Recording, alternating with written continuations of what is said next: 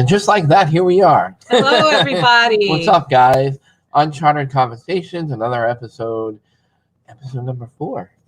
We're up to 4 episodes. Wow, I can't believe it already. I know. We have so much fun on the show. We don't know what episode we're at. And it feels like we've been doing this. I've been doing podcasts a long time, but it feels like I've been doing this with my wife for like forever. It's been such a pleasure with the guests that we've had so far. And as always, I want to thank our last guest, Catherine Sorilos, who was a psychic medium on our last episode. She lives overseas in Scotland. And I want to thank her for being such an awesome guest on our show because she was a lot of fun to have. Definitely a lot of fun. It was thank great. you for the viewers and listeners for sharing our show. I can't believe people shared our last episode. 99 shares in just our 4th episode. Thanks guys. To Catherine and everybody that watched it. Just want to say thank you to you guys for being an awesome viewers and listeners for our podcast. Get the boring stuff out of the way. Yeah. So where's our website? You can, our website you can find online, www.hasparanormal.com. Okay, and where can they watch our show? You can watch us tonight on Facebook or YouTube. Right. And if you haven't yet, please subscribe to our YouTube channel. Please. And it'll let you know when we're going to do live videos and whatever video streams we put out there. If you don't mind sharing our stream, and we're also on Facebook. Follow us on Facebook, Haas Paranormal. That's where Uncharted Conversations is live. That's where it broadcasts live. That's, I guess exclusive on Haas Paranormal Facebook page. So anyway, before I ramble on about all that, let's get going here. We have another amazing guest as we continue to highlight psychic mediums. And I think psychic mediums, me personally, I love working with them because I think they're such gifted people. But not all psychic mediums do the same work in the field. Yeah. They all have their different beliefs, different methods, the different styles, and it's amazing, how each individual, how they do their work with psychic mediumship and their abilities and stuff. Some believe in helping spirits cross over, some don't. So it's kind of interesting how each one works differently with people in the field as well as with teams. Some psychic mediums like to challenge themselves and not know anything on an investigation. We like working that way as well. With psychic mediums, we don't tell them much information. Yeah, I think most do. Yeah, and most, they don't want to know. Right, and it's kind of like a challenge for them too to see what they get, and then verify later. Yeah. Like with the people that they're helping, to verify what they're experiencing. So without further ado, I'm going to go ahead and introduce everybody to our guest. I have her bio here, so I'm going to read a little bit about it to everybody to understand a little bit about her background. All right, so Michelle Roos is who we have tonight. We welcome Michelle from Iowa, Riverside, Iowa Paranormal. She represents that paranormal team. They have different chapters all over the place, and I met quite a few of them already, and wonderful people to work with so far. But Michelle's background says here, she's a psychic medium, a trance medium, psychometry, para-counselor, ordained minister. She's a demonologist / exorcist, so she deals a little bit more in the darker side of things. Psychic advisor. Again, like I mentioned, she's with Riverside, Iowa Paranormal. Founder, former board directors of the Director of Services for North America for the Warren Legacy Foundation for Paranormal Research. Michelle spent multiple years in the paranormal field. She has continued her study and credited with multiple degrees, including a Doctor in Metaphysics Degree, a Doctor in Divinity Degree, a degree in Spiritual Warfare and Paranormal Ministry, while studying at the Universal Life Church Seminary. Then Michelle studied counseling and para-counseling, atheism and agnostics, and religion, ancient African practices to modern take on religion. Michelle also studied the effects of satanic abuse deriving from cult activity. I'll end her bio there. I mean, it goes on and on. If you want to go on our Facebook page or on our show or YouTube channel, I put the full bio of her bio on there. So we're going to get into her background more as we ask questions. I'm going to get her in here. Michelle, thanks for doing the show. Welcome to Uncharted Conversations. You know, it's great to have you. Well, thank you. I'm excited to be here, and hopefully I can, you know, step up with my game since you already had Catherine on, you know. Well, like I said, I was telling our listeners and viewers, every psychic medium does things differently in the field. Yes. You all do different things. And I respect that about everybody individually, because each person, just like investigators, brings something, and psychic mediums bring something different to the table regarding your background. You know, you all have different personal beliefs in what you do, you know, whether it be crossing spirits over or not crossing spirits over, and how you practice cleansings and stuff. You know, everybody does things differently. So, yes. You know, and I appreciate that about what the gifts that you guys have. Thank you. No problem. So before we begin, how about we just maybe give a little brief explanation to our listeners? How did you know, at what age did you have abilities? At what age did you know, I think something's going on here and I need to learn more about what's going on? And, you know, tell us a little bit how you got started. Well, I was pretty young. I think maybe my first real, I would call it a nightmare as a child. Just to kind of let the viewers know the way I see things, I see it on the darker side. So I don't always get the beautiful light and the, you know, the angelic type of looks. I get them as when they pass. So, you know, for an example, if somebody, you know, had taken their life with a shotgun to the head, I would see that moment, but that's how they keep appearing to me, even if they've crossed over. But to let me tell the story, you know, whether is it kind of one of those, you know, suicide, murder, and then telling the story. So my imaginary friends, I would say, were very nightmarish. So it was kind of one of those, I was terrified and didn't really know what to do with it. It wasn't something you spoke about because it's like, oh, you're telling tall tales, things like that.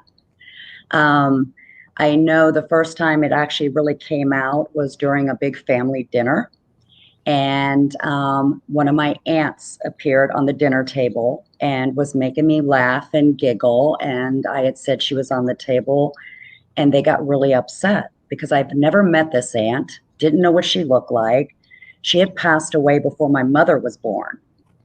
So it was kind of one of those, they kind of looked at me like that, but then it was shrugged off. So it was something that I had to deal with as a child, you know.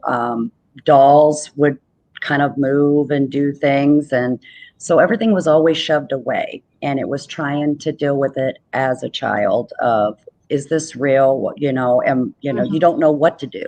Right. And so as you get older, you suppress some of it, you know, things kind of fade away a little bit. They would pop out here and there, but it was different parts of my life that I was like, I'm not ready for this to come completely out. I am still trying to understand, how do I work with it? What do I do to make myself feel comfortable? And then finally it came to the point, it was like I was on the crazy train. There was no more stopping it. It just went full force, and it was like, you're going to have to be ready. So then I just learned how to adapt with it and work with it and pretty much say, not right now.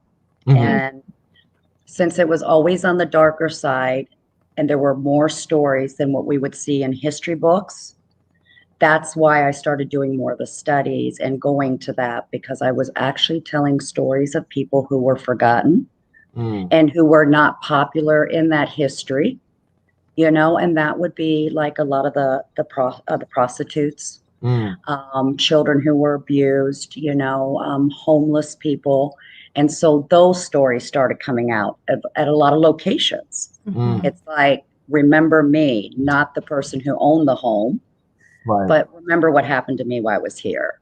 Then I knew my calling was coming towards me, and I had to start telling those stories. And when I go to places, I'm like, listen, you might not know this piece, Right. but you might want to look into it. Right. Right.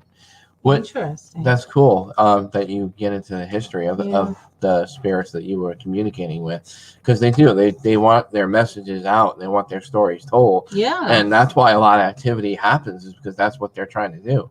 Mhm. Yeah. Yeah. Yeah. It's cool. What did, at what point in time did you feel, what direction did you want to go in after knowing you had the abilities and the stuff that you knew that you had a handle now? Like, what direction did you want to originally go in, or did you kind of know, like, with this calling, or?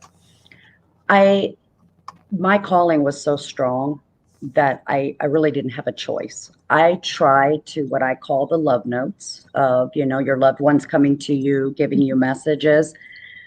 But it wasn't coming across. Negative energy was coming across. Different types of creatures were coming across. So when I see certain negative energy, for my brain to, just process it kind of looks like, scary creatures like on the movie Alien. Right. And that's how I know when there's a lot of negative. And as I start talking and was working with a couple of priests and some, pastors, they're like, you have something very unique and this can help us. And that's when I started saying, okay, I need to do it this way. This is my calling. So I just started venturing that way. And the more I do, the more comfortable I am and knowing that I'm on the right track. Well, because of your abilities being more on the darker side, when you were venturing into the paranormal field, working with teams or other paranormal investigators and such, were you maybe apprehensive a little about, what kind of darker energy you might run into, like, ahead of time, or? Yes. It's almost like as we're pulling up at sometimes in these locations or homes already, because we still help people on the private sector. Right. I'm already getting the visions. I'm already starting to feel the anxious. So a lot of people don't understand, a lot of the negative energy that can form is not just what's in the place, but the people's feelings that have gone in there, whether it's fear or depression, and it feeds into it. So it starts creating its own life form. And I pick up on all that. So I can see that stuff, like when you go to the asylums, we do have mental health issues, but what I catch is, when they were experimenting on people, that starts bringing in a different type of energy, which actually starts growing into that negative. And that's what I pick up. But I also, I pick up what they went through. I can feel it. If they were putting them in, like, drowning them or whatever, I get that. I feel it. I see it. Right. And I'll be the first to tell you, it still scares the hell out of me. But I know I have to do it because that's what I'm supposed to do. Right. Wow. Yeah, I tell everybody that we work with all the time that I don't care how long you've been doing it and what things you're into in the paranormal field. Sometimes stuff just really startles and scares the hell out of you. I don't care how experienced. Like your own shadow. Yeah. Right. It's true. Or like a noise that's just random, that's normal. Like, and you're sitting there quiet because you're not, you're trying not to whisper or anything. Oh, yeah. And then it's like this loud bang comes out of nowhere, and you're like, ah. Or we're like, because we don't want to say anything and not capture it, so we're like, yeah. Yes, I've been there and done that. And sometimes I scare myself more because the oddest thing is I am night blind. Oh, wow. So just walking somewhere, but when I'm really, honed into what I'm supposed to do, it becomes almost like daylight to me then. When when like we talk about the third eye, it's open, it's like my spotlight.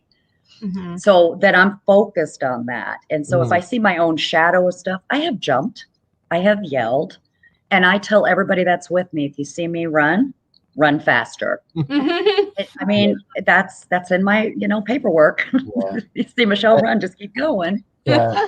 Did you ever see, this movie goes way back, but did you ever watch the movie The Beastmaster with Eric Singer, and he would communicate with the animals because Yes. he had that eye, like That that's what eye, almost yep. you were like describing, because it reminds me of his ability to communicate with the animals, and he saw everything through their vision. Yeah, so it's kind of like that in a way. Well, I'm kind of seeing some of the comments. So everybody's kind of saying hello. And I just want to say hello to all of them since they are saying it to me. And thank you for being on with me. You guys don't forget to share this out. I want to beat the last number.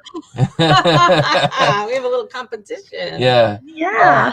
Yeah, I always take time to say hello to our people in the chat because there's a lot of people. I kind of seen my name, so I thought I'd say hi. Definitely. Absolutely. You have your followers, so they're following you here. So I want to say hello to everybody. Kelly, Erin, we have Candy, Derek, Stephanie, Cindy. I want to say hello to everybody. Thanks for tuning in and following our show tonight. Thanks for stopping by. So I lost my train of thought. Well, we also we'll take questions from the chat also. So if you have a question, if you're all right with that, put it in there. Yeah, absolutely. So, I had a really good question to ask, and I just lost. Oh, all right. Yeah. I have a question. Go ahead. So we do work with different mediums, and like Matt said earlier, they do have different ways of working. And we have worked with mediums that are, they do the crossing over at the end. Mhm. And we work with mediums that don't believe in that, Right. Just let it be. What are your thoughts on that, on your beliefs? Well, actually, I do both. So when I go into a private home, or if I go into a place where they're wanting the help to have it crossed over, I do that. What I do is I'm kind of considered like an anchor. Mm-hmm. So it uses me to move on. Okay. But a lot of locations don't want anybody crossed over. So I do respect that location. Mm-hmm. If there is someone that needs to be crossed over because it is, to the best interest of the spirit, I do talk to those owners and I explain to them. A lot of people don't realize when you have haunted locations that everybody go into, you have actually the location, the spirits that are part of that location. But as you're bringing all these investigators in or all these events, different types of portals are opened. Mm-hmm. And so you're getting other spirits that are coming in that probably never belong there and they need to move on. Right. And so those are kind of one of those things that we talk about. So I do both, Right. But yeah, it's, I believe they need to, especially if they are children. And we've run into some of those, and we made sure those were actually the ones that we need to pass over right away. Right. There's some that just don't want to go. Right. Now, with the ones that don't want to go, do you just kind of leave them and just, kind of communicate with them like, all right, but you got to know your boundaries? Yes. The biggest ones I run into actually, and it's extremely sad, is ones who have committed suicide. Because they're still having that same doubt after death of I'm not worthy enough to go cross over. I wasn't worthy enough to live. And to get them to feel that they can be, then, sometimes it works. Sometimes it takes a lot longer because everyone, we don't understand what the last words were before they've done something. Okay. Everybody everybody has their own beliefs, but I can tell you the ones that I have ran into, still feel they're not worthy enough to cross over to the light. And then a lot of times you just have to help them. That's sad. Yeah. Yeah, it's kind of sad. It is sad. Yeah. And like I said, everybody has their own belief systems of that. But the one thing I always say before they have done it, we don't know, did they pray, whatever their faith, belief system is, have they done something? So we can't always just put that line, heaven and hell. Yeah.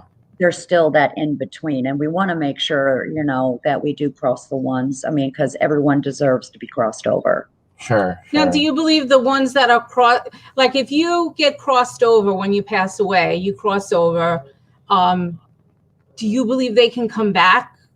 Absolutely. Okay, so We have free free will. will, right? Yes, and it's on both sides. Great Okay. question. And that's how a lot of our love notes come, because a lot Okay. of our family members still want to let us know everything is okay. Right. You know, they're in a better place, they're happy.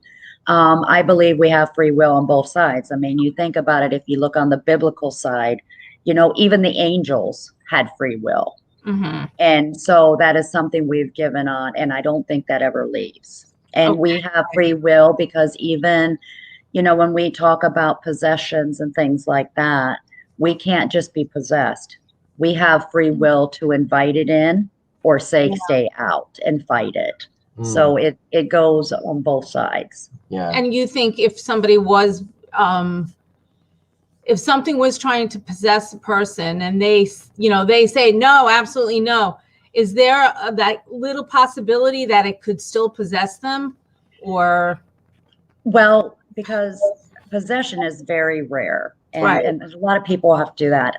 Oppression is what's the worst. Okay. Because it hangs on you so much, because it breaks you down. It wants to break you down that you don't want to fight anymore, to get the opportunity to go to a full possession. Mm-hmm. And so if somebody has enough fight, you know, a lot of people think you just go in, you throw holy water, you know, you do the rites and everything, and it just pops. That it doesn't work, because the person you're dealing with has to have the fight in them to make sure whatever's on them, they expel it themselves. Because if their intention is not to expel, you're not going to be able to do anything. So you do have, again, it's all that free will line of doing it. Yeah. Yeah. I remembered what I was going to get into before. So just to backtrack a little bit, when you were mentioning about the suicides and stuff, it made me think of where I work, because we had a couple of rough years at where I work, because we had a couple of suicides at the high school, and it really hit home to some of the people in the school, because, you know, they knew them almost their whole high school life. And, you know, the children were just so devastated, and their emotions were so, you know, all over the place. And the school where I work is like active, you know, paranormal wise, because I tell everybody, you think about it, all the emotions and all that energy from all different types of personalities in a school, and, you know, it's harnessing all that, and it's keeping all that energy in a bubble. Yes. And when you walk in there as an empath like me, like there was one day where I told her, I was like, I don't know if I'm depressed or if I should go talk to my doctor, get medication, or is it my empathic abilities, where I just wanted to sit down and break down and cry. And I was like, it just hit me like a ton of bricks, and I couldn't control myself from crying. And I was telling her, like, I think it was something at the school, because I think I ran into something there, and I was just like, couldn't believe how much it hit me. And you think about it, schools especially, you think about all the emotions that go through middle school, high school, right? And you're also looking at people going through puberty, and so hormones are involved. That is an actual imprint that stays in those halls. So being empathic or any type of sensitive, you're going to feel this whirlwind of different emotions. You're going to feel like you're going crazy. And it's so funny, because we went and did something at a high school. It was like an after prom. You know, I was trying to do past life readings for some of these children.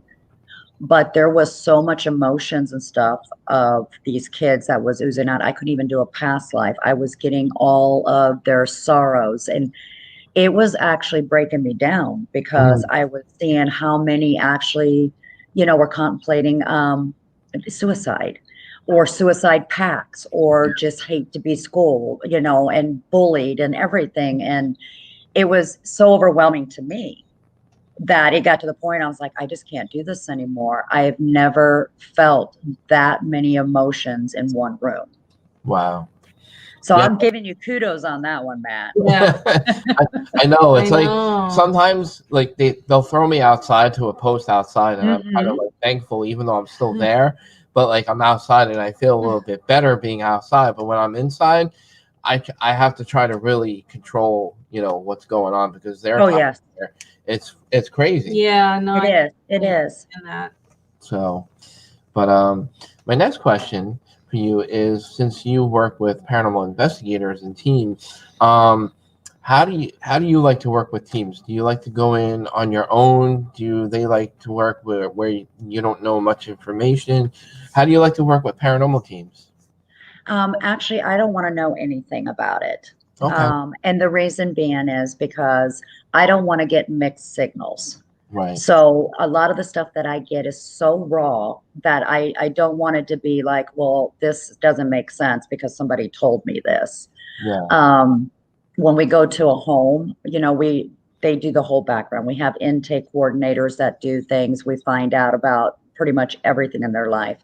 I'll know just bits and pieces for my safety. Mm-hmm. But when we go in, I normally will walk around with someone first and just kind of get the feel of the place and kind of know what we might be expecting. It doesn't always hit right away. There's times, everything kind of lays back. I call it dormant stage until everybody that comes in, it feeds off your energy. Then everything starts coming more and more to life. Wow. Cool. How do you prepare yourself when you go into a location where you don't know much, like being that you don't know what's ahead of you? How do you prepare yourself? Well, if anybody goes on a road trip with me, they kind of know that I play all different types of music from 70s to 80s to country, do a lot of singing, do a lot of laughing and jokes. I have to keep my energy real high before I go. And then I also do little prayers to myself just for my own protection. Mm-hmm. But there's a lot of singing and goofiness going. And, the road trip has to be exciting to make it an exciting evening too. Sure. Then I can, because I'm so filled with all that happiness, that becomes my barrier. Oh, okay. Nice. That's cool. When you go to a location with teams or yourself, do you get stuff? I know some people, sometimes their abilities are so good where they'll get stuff on their way there. Does that happen to you often? Very much so. I start tapping in as I get closer. I start getting pictures of things. Right. So when I see stuff when I'm in a place, it's like me talking to you guys. I see them like that. But as I'm going to the location, I get it almost like an old black and white movie, with the little, you see all the stuff inside of it. And I start getting that, just kind of preparing me, you're about to go in somewhere. So. And do you think the spirits know that you're going there? I strongly believe so. Yeah. Because there's times when I've gone up to something that's negative and we're pulling up and it just comes into my face. And, it's like this big black cloud of, come on. And then I'm like, here we go. Yeah, there it is. Yeah. We've actually had quite a few investigations where we'd have the homeowners call us or constantly get in touch with us saying things are getting worse. This is happening, that's happening. And I'm like, because they know we're coming to either remove them or help you. So they know what's going on. Yeah. They know. Yeah. Sometimes the last minute, the homeowner's like, I don't want you to come. Yeah. So we're like, yeah. All right. And we tell the homeowners, we do the homeowners, we let them know that if we're doing phone conversations or we're on Skype and do video, to be prepared because it will get worse before it gets better. Right. And it wants to make sure that they try to cancel. And I'm like, the first part of it is you need to take control of your home because it's your home. And that is to make sure you get the help. Right. And that is your first step of taking things back. Right. What's your favorite part of doing an investigation with a team or when you go out? Do you like some mediums like to investigate like separately from their ability? They try to separate the two. So if like you're into the equipment part of things, like do you try to separate your abilities from the technical aspect of an investigation? Sometimes everybody will tell you I have a habit of not hitting the record button.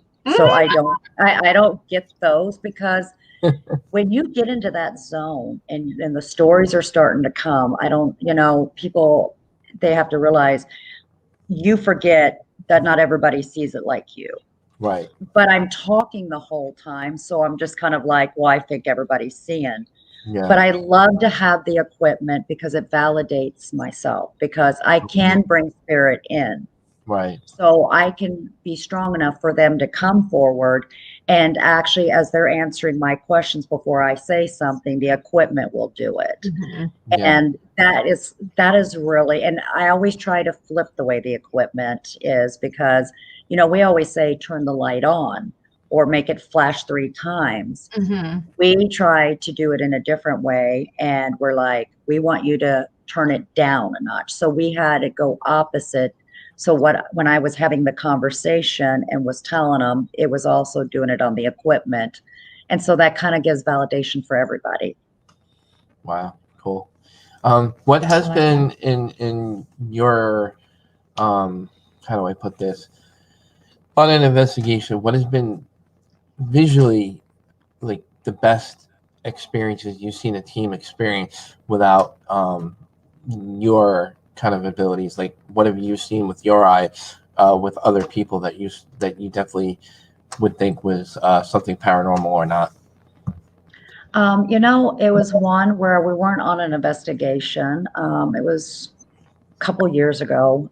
We went to Gettysburg, and to actually see, because I have my, you know, back and forth with when it comes to orbs, but these were actually orbs. I was, you know, I was corrected, but it was during the day, and they were coming, and everybody got to see them. And then we were just back in Gettysburg, and the cannon fire and the musket fire was heard by everybody, not just me.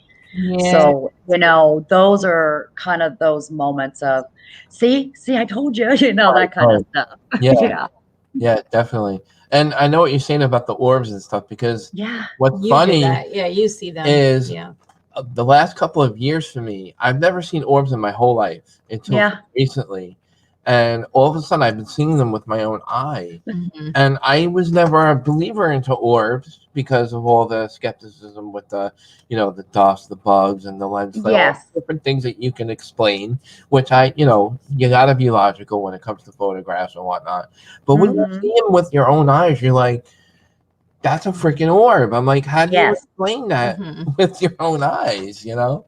And that's the thing, you know, the energy in Gettysburg anyways is so strong.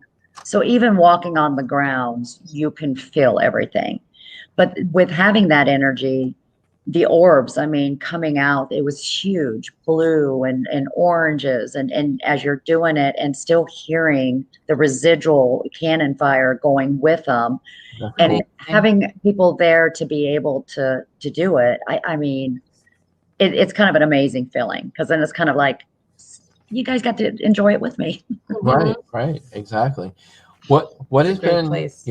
Gettysburg is like, to me, is like the #1 most hotspot, hotspot of all time.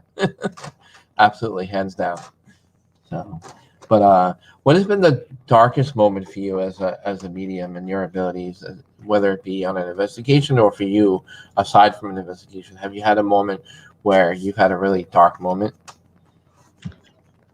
Yes. Getting really involved with someone, trying to help them, and the darkness that was coming out of them was actually coming after me at night, fighting it off and trying to help that person at the same time. My home is my sanctuary. That's one thing I tell everybody in an investigation. Your home, you should not be doing stuff in your home. That is your, you know, your way. That's where you have to be safe. Yeah. And when you come into my room and you're like that, then that's kind of the time where you're, you know, that's when you sit up and go, okay, something's not right. Right. And that can actually mess with you, because then now you're doubting, okay, did I miss something? Did I not do something with a barrier? And when you start questioning yourself, it makes it worse. Then you have to fight it away. Wow, cool. If you ran into somebody who wanted to learn themselves how to harness their abilities or gifts, what would you recommend somebody? What age would you recommend them to start learning if they wanted to go forward? How to improve their abilities and how to control them and do better with them? What would you recommend? What would be your advice? My advice actually would be right at the beginning. If a child's coming to you and talking about an imaginary friend, but it doesn't sound like someone from your family, or, the clothing, the era is different, be open with that child. Because the first thing I would tell anybody who has abilities, the first thing you need to learn is how to protect yourself.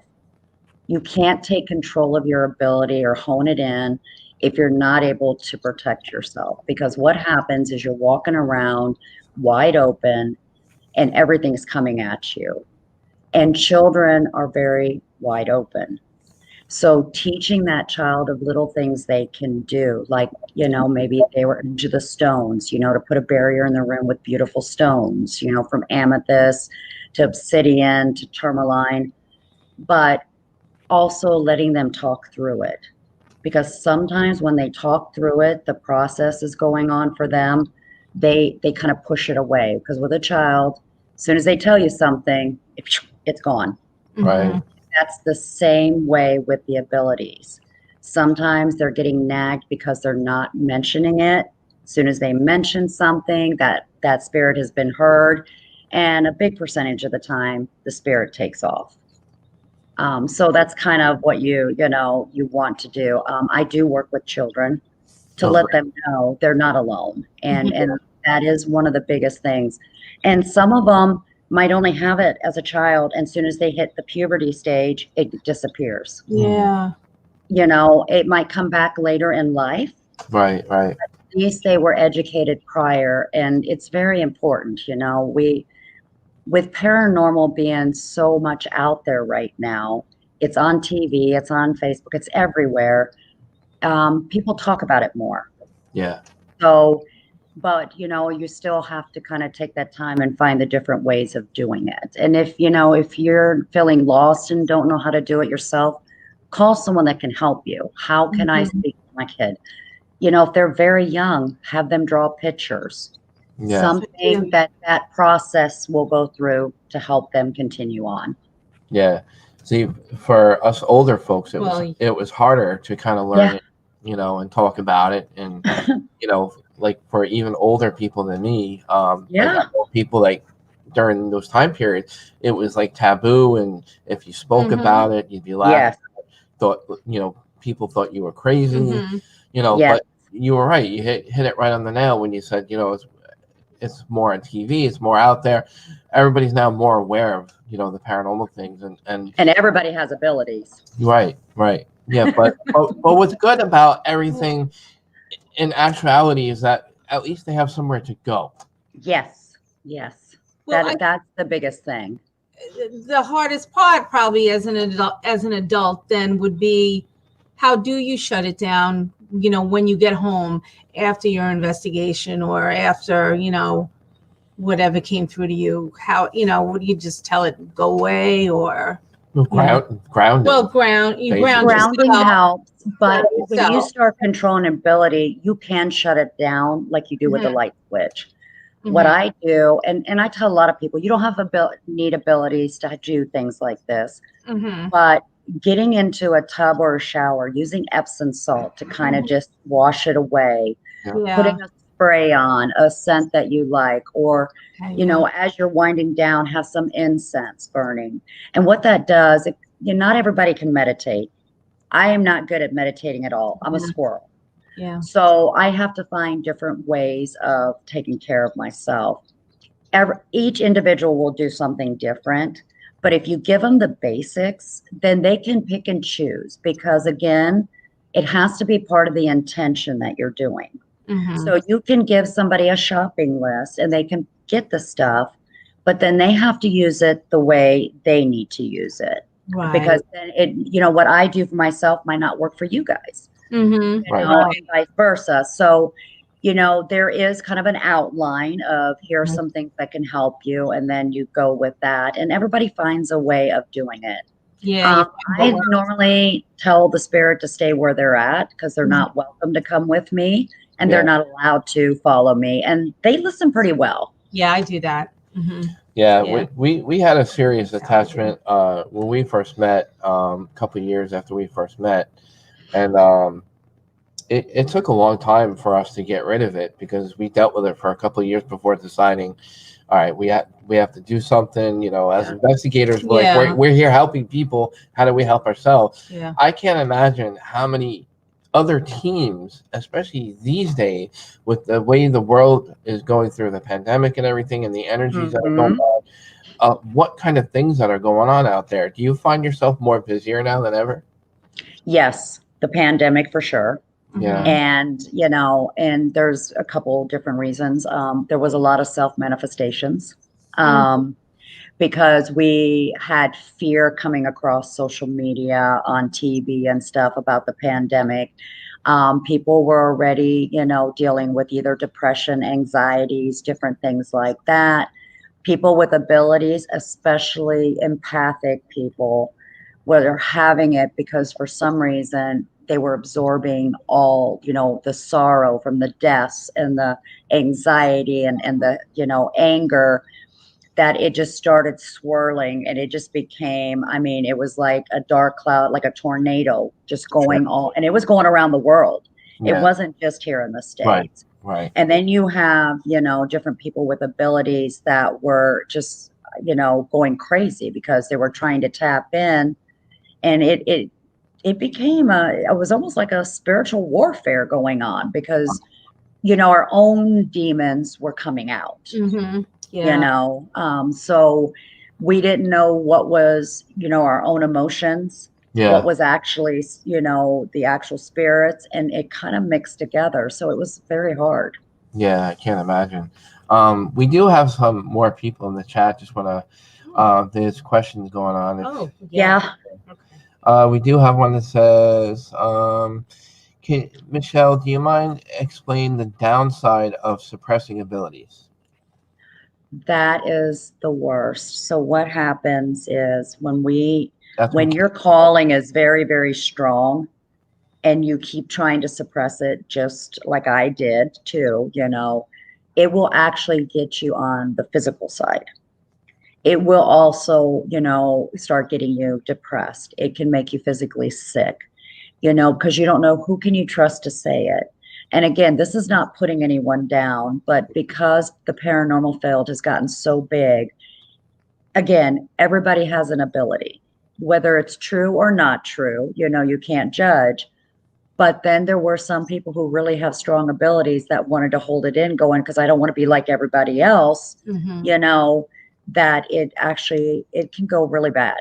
And it can also cause mental issues too, real bad mental issues, because it starts messing with you and you're not sure what you're seeing, what's going on. And so, it can be very dangerous. Yeah. That was a good question. Yeah, and actually, what you said makes a lot of sense, actually, because I think a lot of that happens with me personally.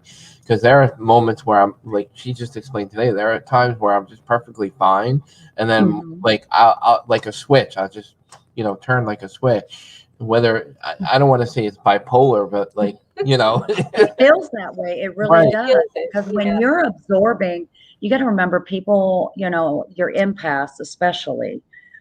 You guys are walking sponges. Yeah. And, and sometimes if you don't see it, think of all the emotions that you're feeling, just like walking outside. There was times I had to learn how to walk through a Walmart because everybody's stuff was coming at me. The time I left Walmart, I was so drained and I was so angry at the world. And there was nothing wrong. I got to the point, by the time I got to the third aisle, I had Walmart rage, and it's just kind of like, because you're getting everybody's stuff and you don't think about it. You're like, you're just going on with your day, but you do have to protect yourself even in those situations. Yeah. Yeah, I pointed at her because she's like at a Stop and Shop when we go grocery shopping. And I'm Anywhere, right? negative in Stop and Shop. I can't help it. It just turns me. It gets her angry. Yeah, it gets me. Yeah, angry.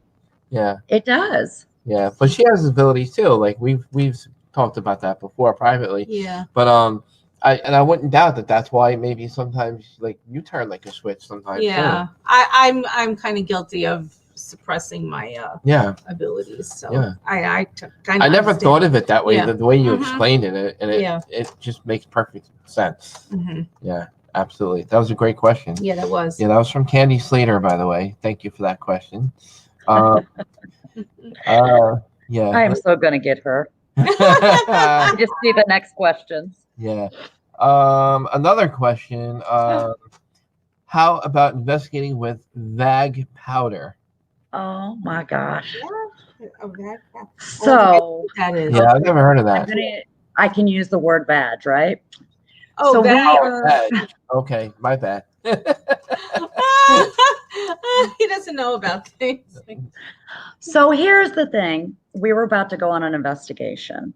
And I do like to bring some of the old school type of investigations with us. Not all technology using our phones, because sometimes you just don't know is what you're getting.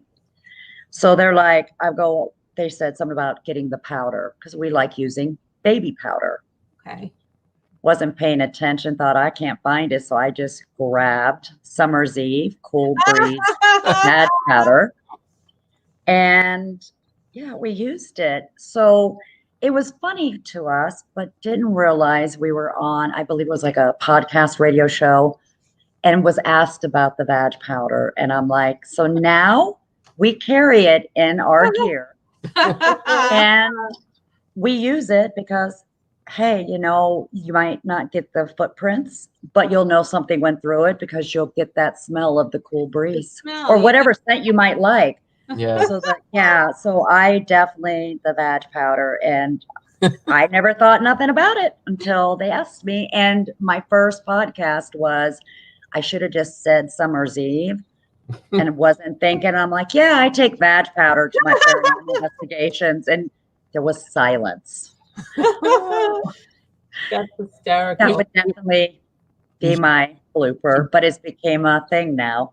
You should patent it. I think so, right? I mean, because it works. Sell it to paranormal teams, Yeah. That's so funny. Yeah. Us paranormal teams are always it's the hot new thing. Yeah, or perverted. Hey, I'm about to call Summer's Eve and say we need, paranormal vag powder for all our investigations, and have my own line, right? Yeah. The things that we go through as teams, you got to have a sense of humor, though. You got to, we have to have each other's backs. We work with the unknown, and there's very dark situations that you don't know that you're going to run into. So you gotta watch out for each other. You gotta, like you said, you gotta lighten the mood. Mm-hmm. You have to, because especially like if you're doing an event, you're there with your team. Yeah. And they're your trust, because when you go in the dark, you don't know who you're there with, and your team's there. So having the laughter and knowing each other, the way we move, what we do, it is extremely important. And even when you're going into people's homes, we have to remember they're calling us for help. We're not really sure what we're walking into because we're going by what they're saying, but they're still strangers at that moment. So, the whole thing of keeping everything, very high energy is the best kind of protection you can have. And that's for anybody on your team, because you all start sinking in together as one, and you become one to be able to fight what you're going after. Right. I agree with that. Yeah, absolutely. What has been one of your most memorable investigations with your team, or most memorable moments for you as a psychic medium? Well, I don't know if she's on here, so I'm going to definitely play this. So my memorable one was we actually went to a villa and we were doing some taping, and it was myself and Kelly. And this way I know when she's watching this, we were doing some filming, and of course that's where my own shadow scared me. during filming. But because I screamed and jumped, so did she. And, sometimes with anxiety, your stomach does little things. And, well, a little gas came out of Kelly. And when you just stood there, and I'm trying to move on, thinking it's going to be a blooper. No one's going to do it. Cameraman and everybody just stopped and looked at Kelly. Oh, she's on. And said, "Did you just fart?" And she goes, "Oh, no, it just fell out." That was like the best moment. And I got to say, I love you, Kelly. I wouldn't have done it with anybody else because I jump of a shadow. She, followed it. And that's, like I said, we were in tune with each other. So yeah, this is going to be great, right? I'm just throwing it out there. So funny. I love it. But we're not just a team, we're a family. Right. So things like that happen, and if any paranormal investigator or anybody out there says their stomach doesn't rumble and things don't happen because you're getting worked up because you're going into uncharted territory, they're fibbing to you. Yeah. I'm pretty sure a Zach Bagans and an Aaron, all them have passed gas somewhere. Oh, yeah. Oh, yeah. Uh-huh. I do remember an episode where they had the FLIR or some kind of new equipment, and somebody farted, and it appeared on the thermal. Right? So it happens. Yeah, and I don't remember which place they were at and what equipment they were using, but I do remember them laughing about it. Yeah. So you got to be careful what you do because thermal imaging can catch everything. Yeah, and so can recorders. You thought you got an EVP and it's a stomach growling or something. Yeah, that's funny. It's that growl. Yeah, like we heard a growl, the loudest growl we've ever heard in my whole entire years of investigating at St. Albans Sanatorium. And we all heard it because that's how loud it was. Like all four of us that were in the room heard it. And I was like, I swear to God, it wasn't my stomach. It wasn't. And I think we just had Mexican food for dinner. Yeah, we had Mexican that night. So of course, the first thing you think of is, it's the Mexican that you eat. Yep, and just walk in the dark, and if anything, go.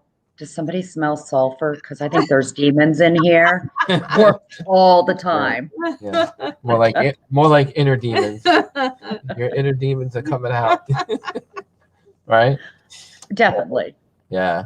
We're having a good time here, guys. If you're tuning in late, I would just like to throw out there, we have Michelle Roos here from Riverside, Iowa Paranormal.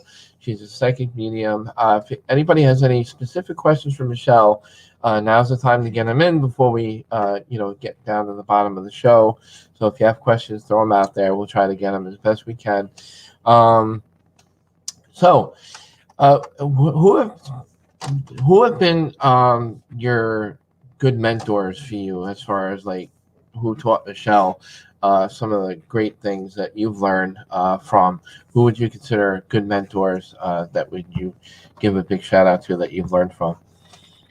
Actually, I gotta say the one that helps me through a lot when, especially like when anchoring and channeling and stuff like that. I gotta say Catherine was pretty good as a mentor.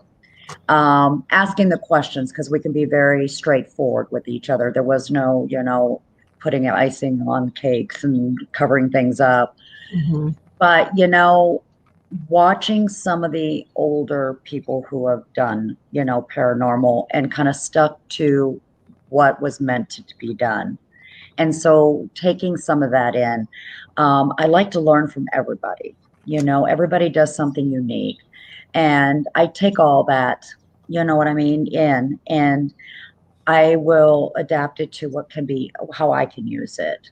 Because if we spent time instead of bashing each other and learning from each other, we would be like this super powerhouse. Oh, yeah. And, and see, one thing I do, I don't care what kind of abilities you have. If we're together, I want to work together because you could bring something that I might not feel. Because there's times if there's a lot of negative, it will not show itself. I can tell there's something there, but I can't see it. So I would come to you guys. Okay, guys, I'm not seeing something. I need your help. because Right. I feel like we're going to get attacked. Yeah. So working together is extremely important to me. Yeah. And just like on our team, we have people on the team that have abilities. I want to work with them. I'm not better than you. You're not better than me. We are supposed to work as one. I think that's why more and more people are getting this awakening, because something big is coming.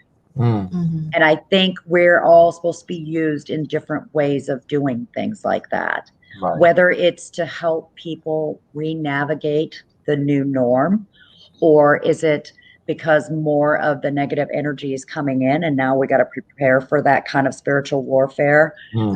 But we have to help each other. And so my mentors have been a little bit of everybody, if that makes sense. Yeah, no, No, it does. That's that's nice. honorable to say of you, and very humble, and that's one of the things why I respect you as a person. Well, thank you. And that's wonderful. And I agree. I think everybody brings something different to the table. I used to be, when I was younger, and she can attest to this. When I was younger, I used to be very different in the field. I used to be competitive, maybe sometimes, and I changed that because I saw that I could learn this from this person. I could learn this from this person.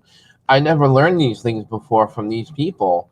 And I thought, wow, what a great way of learning from all those different types of people, of things that I wanted to learn myself. And I wasn't going to get anywhere if I were to stay in that mindset of being competitive. And I just completely changed. I became more open about working with different people than I ever used to be when I was younger. So I think if more and more people would look at it that way, I think it would be a better place in the paranormal community overall. I think overall that it's changed that way. I think years ago, in the beginning, it was kind of competitive and everybody was territorial and, this is my location. I don't want you coming here and this and that. But now I think a lot of people, everybody works together, and I like for the most part. Yeah. On the most part, you still have some people who lift their legs and pee on it and say it's mine. Right. But hey, one day we'll all be able to do it. Right, exactly. There is another question from Cindy Brown. Did you ever have visions of yourself living in a different century? Yes. Okay. So a lot of times when I do remote viewing and stuff like that, if it's part of a past life reading, I end up back there and see myself to kind of get an idea of what years, the year range. So I have to actually, kind of get myself in that position. So I have seen that. There are people out there with abilities. When they see it with their psychic abilities, they see themselves there.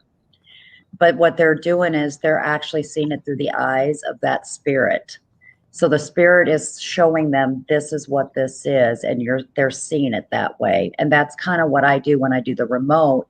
I put myself there. And so I'm seeing like I'm in that place. Right. It's so cool. The whole remote thing, that was new to me when I started doing remote with certain people, and I couldn't believe that I could remote read people. And when I was reading a certain person, she couldn't believe I was doing it remotely, because she was the type of person where she doesn't let a lot of people read her. Like, she blocks it off. And I was so surprised that I could do remote. I think remote is so fascinating how you can do things remotely. And it still kind of scares me sometimes when I do it, because when I'm telling somebody what the inside of their home looks like, you're like, I wonder if this is legal. Can they get me for trespassing, right? Yeah. So should we have attorneys? Right. But sometimes you have to do that, because if you are trying to help people, whether they've had attachments or different things, you kind of have to get yourself in that position so you know how to help that person fight what needs to be done. Right. A lot of people think after having an attachment removed that it's the end all of end all. Well, it isn't, because sometimes that attachment can be moved somewhere. And again, negative energy can definitely stay dormant for many, many, many, many years. And people think, oh, it's gone. Sometimes it can hide, and something will trigger it to start showing itself. So I try to stay with them or be at least in contact, because I want to make sure they stay strong. You have to stay strong spiritually to help keep that away. Whether that's taking yourself out of different things of, if there's a lot of drama and things like that, to kind of, you got to keep building it up. People think, that's just like when we talk about people with oppression and different things. It's a continuous process. Yeah, yeah. What's your thoughts on paranormal teams?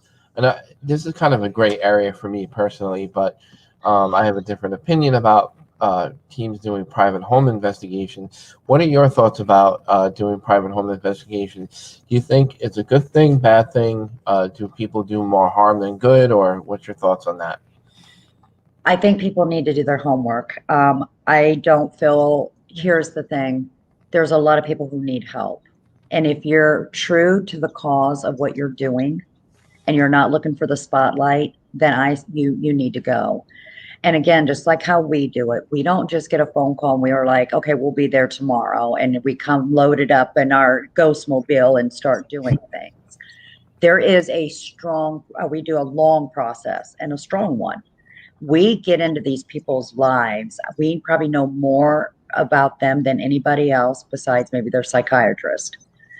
That's why we know how to help them. And we actually prepare them before we come.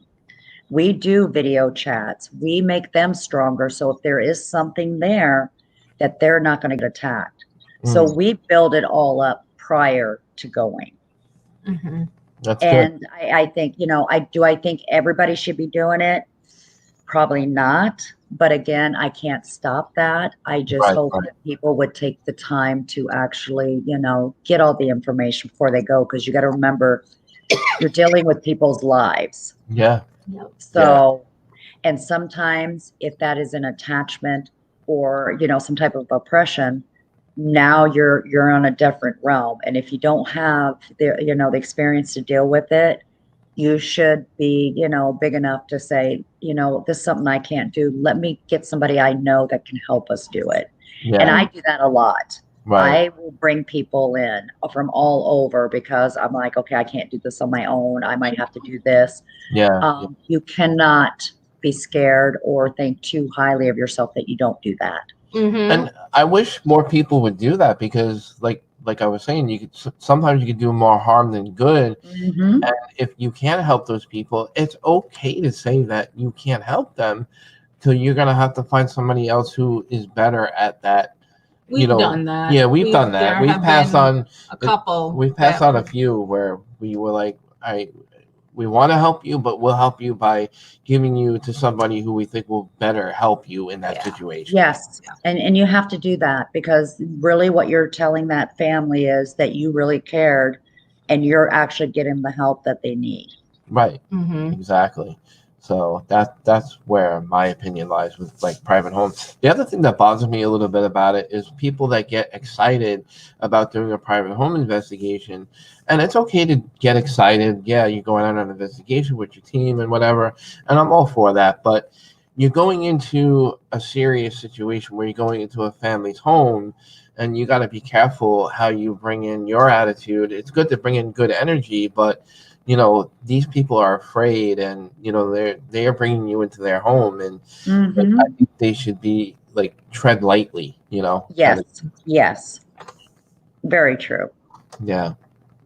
Yeah, because you're going to be responsible basically for, their well-being and mental health, kind of, sort of. Right. A lot of them. It all ties in together, really, so. And people forget that piece, they think it's just a haunted location. Right. But you don't understand the mental stress that family is going through. Mm-hmm. So you have to look at that side too, when you have a family that's been loving and always great, and now they're to the point where they hate each other and stuff. We talk about different types of PTSD, with the wartime.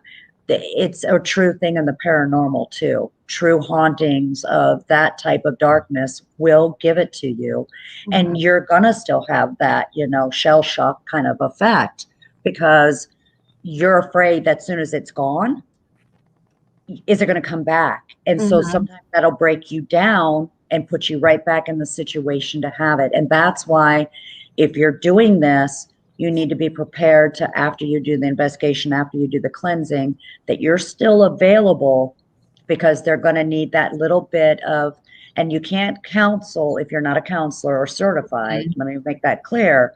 Right. Yeah. But you can still be the voice on the other side, reassuring them everything's going to be okay until they get past that hump. Amen. Yep. Agreed. Yeah, definitely. I'm trying to think. I had another good question, but I lost it. Again? Yeah. Okay. Again. You have any questions? Well, what do you have like upcoming? What's on your bucket list? Maybe. You know. Well, we got some events coming up. The team will be doing some events. Let's see. My biggest thing, which I'm excited. I am one part of Daughters of Hecate, which you guys know. You've talked to my counterpart. We're actually doing an amazing tour in Scotland in 2022. So I know, and I'm so excited for doing it, because we're going to the areas where the witch trials, where the persecutions and different things like that, Right. and to be able to kind of bring life and voices to those that have never had a voice. You think about it, you know, they're definitely got a story to tell, you know, and I am excited to try to bring that to life. And with Catherine being there, you know, we're going to be able to bring this new story of what happened and where and how. It's going to be an amazing, amazing experience. Yeah. Will this be the only trip that you guys are doing? Oh, no. You think you'll repeat it again the following year? Well, we'll probably go to some other places. We're talking about Spain. Nice. We're talking about doing some stuff in Salem, you know, trying to different locations to do those. But people, these are like really VIP type of treatment. Everything's paid for. And we're going to places that you can't just always walk up to. Right. I mean, right now, it looks like Candy put the link on there. Yep. But if you go to mysteriousAdventuretours.com, there's all different tours on there. I mean, there's one on Halloween in New Orleans, you know, so there's different ones for other people. There's Courtney's got a great one coming up during Labor Day weekend, you know, going back to Gettysburg. She gives a voice to all those who lost their lives there. It is an amazing tour, you know, so it's enriched with history. But with her being a medium, and, you know, Catherine being mediums, we're going to bring that voice alive. So everything's going to come and people are going to experience like we do. Yeah. Nice. Yeah, like Scotland, Ireland, and Germany is on my bucket list for 2022. Yeah, I know, that is. I'm trying really hard to put that on my list of things before I get. You just have to do it, because I will tell anybody that's listening, you're not paying for this up front. It is, you know, you're not paying interest. You have to, you put $100 down to lock you in. And then September, you know, you start making payments. So even if it's like 2023, you can still lock it in and not make payments until 2022 before you go. And, you know, $100 to $120 a month, we can all budget that somewhere. That's doable. You know, and so it's very doable, because you can do it monthly to make your bucket list dream come true. Yeah. Yeah. And move in more, because you're cutting yourself off. Oh. Yeah, she's cut off. She was getting excited. She was already heading to Scotland. I know. I was packing my bag. I know. Well, I'm Western European. I'm Scottish. I'm Irish, and I'm German. So it's my heritage. So I want to visit, you know, my heritage land before I get too old and not be able to do it anymore. But you know, before it's too late. So, you know, we're gonna try. All you can do, I mean, think about it. That's with all the work and hard work you do every day. You know, we work for everybody else. Yes. This is something for yourself. Yes. Yeah. Very much so. Yeah. And I think that's kind of why I was telling her, like, why I felt the need to connect with World's Largest Ghost Hunt and people that we work with, because I do feel a connection with, like, I feel something's gonna happen. So that's why I'm like, I think we should stick with this.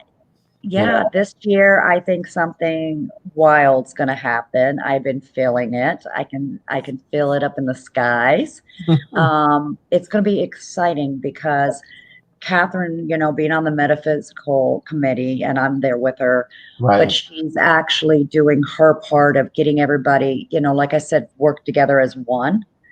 So when they all come together during that night, the skies are going to open. We don't know what's going to come through. Yeah. And to be having everyone do it around the world. Oh, yeah. I mean, it is like the most amazing thing that's going to happen. And I got to say, Matt, you've been busting your butt doing all this, helping make this. So I want to thank you because my banners look pretty good. Yeah, he has been working very hard every night. Yes. So thank you. Thank you. I appreciate that.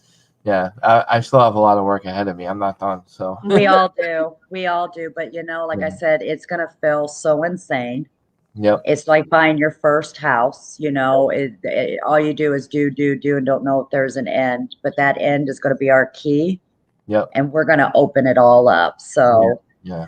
We're going to be all on that crazy train together. Yeah. I just I want everybody to be happy with what we are putting out there. And I think what we have is something really special and something good. Yes. And you can't dismiss that, No, not at all. Not at all. So, it's for a good cause, Well, it is, but it also, people say para-unity is not a word. It might not be a word. It's a word for me. Mm-hmm. And if we can all do something together as one and help, the restoration of some of these historical places, then I think our job has been done. Will everybody like us? No. Do I really care? No. Because I know in my heart what I'm doing and what I'm bringing to the table for the world's largest ghost hunt, it's supposed to be. Right. And so I'm going to follow what I need to do, but I will be a backup for all of you guys, everyone that's working on it. And that's just how I kind of work. And you'll notice Catherine's the same way. And pretty much everybody on the world's largest ghost hunt has got that same kind of feeling. Yeah. Yes, you all are working so hard. And we mesh so well together. Mm-hmm. Like it's been so great working with everybody. Well, yeah, you let me talk about badge powder on your show. I mean, how much better can you mesh? Well, that's why it's called Uncharted Conversations. Yes. Right? Because those things are allowed here. Yeah. So, but it's been great. Where can people follow you? You want to plug your website, your team, anything else going on? Well, it's being plugged the whole time we've been on. But they can go to Riverside, Iowa Paranormal.org, and that is our website. It shows all our chapters. It has bios of everybody on the team. We also have application there to fill out if you ever need any kind of help. And we also have our events on there. If you are interested in coming to our events, and our events, I want to explain real quick. We do small events. What we do with those events is 50% of the proceeds we get from the tickets go back to the location. That helps the location going. The other 50% actually goes into a fund. So when we do go help people in need, we're not having to worry about, we don't charge anybody for our services. So that money helps our investigators if they need to spend the night somewhere or if they need gas. So this way we're helping two different people. Right. But when we're doing our event, we're doing it with all the folks, but we're also teaching them different techniques. Because you don't always have to go bombarding like Rambo into a haunted location and say, I command you to give me your name, right? Yeah. So it's also teaching, but again, we're learning too, because somebody might be bringing in a new gadget or has a different way of asking questions, because I'm sorry, but spirits tell me a lot of times, so how old are you? Do you know where you're at? Yeah. Sometimes I want you guys to know I can see these things. And when spirits laughing at investigators, like, what are you doing? Those are learning points. Right. So that's kind of like, you Yeah. know, and so we use that in our event, but we always keep small. We normally 15 to 20 tops, depending on the location, because people who are buying these tickets are still getting treated as VIP, because we're not doing it to make a quick buck. We're doing it to help two places. Right. And if people are interested in any of our events, all they got to do is go to thriller.events. You're going to see all the events from the world's largest ghost hunts on there, so people can actually join during that at any of those events. Yep. And during the world's largest ghost hunt, if they buy tickets, 100% of all ticket sales go back to that location. So people all around the world can buy tickets off of Thriller events to go and support all these places and have some fun with us. I mean, we might all go out for Mexican food. You never know. And I'll bring the powder. You have to, you know? Right? Oh, man. Yeah, Candy's been putting all the links there. Oh, good. So, Oh, yeah. You know, it'll be there, so anybody's welcome to go and find that out on Haas Paranormal Facebook page, so it'll be posted there. Or you can go back and watch a replay, and I think you can see the chat in the replay, and you can get all the info. And just share. You gotta beat Catherine's 99 shares. Nah, no pressure, right?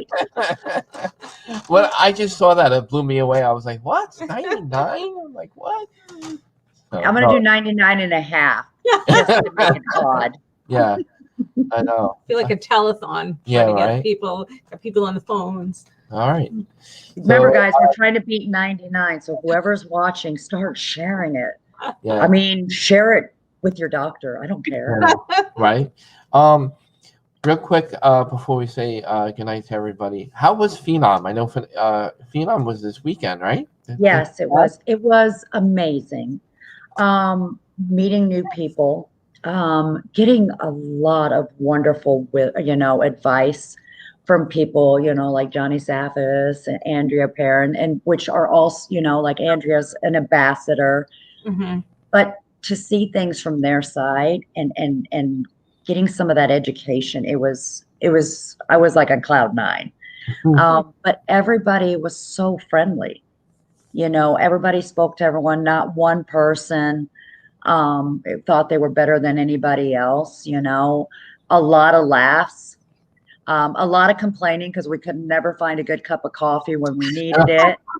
But I think that was it, but I gotta say, if you've never been to it and you're able to go next year, I would recommend people going, because it's just an amazing experience, and you get the chance to sit and talk to these people, the lectures that you hear, the stories of what happened, Andrea with the Conjuring House, Carmen with Haunting in Connecticut, just to hear how did they get in the field, what brought them there.